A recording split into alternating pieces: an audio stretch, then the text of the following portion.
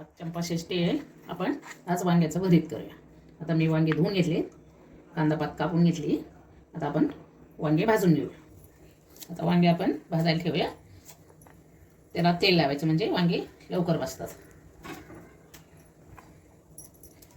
आमच्याकडे चूल नाही आहे ना, आणि गॅसवर जाळी ठेवली, त्या जाळीवर वांगे भाजतात.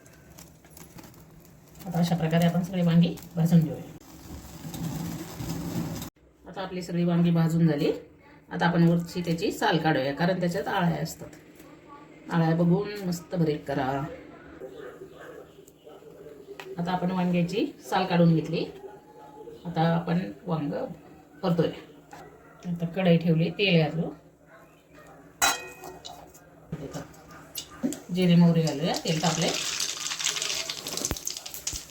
आता हिरवी मिरची टाकायची, आणि लसूण टाकल्या. आता आपण कांदा पात टाकूया.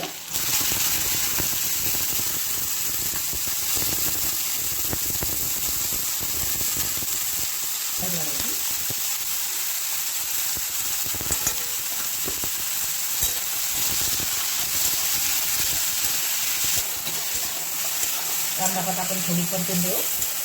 वांगे भाजून आपण सोलून घेऊया, म्हणजे करकर वाजत नाही भरीत कांदा. आता कांदा पात आपण थोडी परतून घेतली आधी. आता आपण त्याच्यात भरीत घालू. वांगे भाजलेले त्यात घालायचे. हिरवी मिरची घातली. आता याला थोडं परतून घ्यायचं आणि मीठ घालायचं.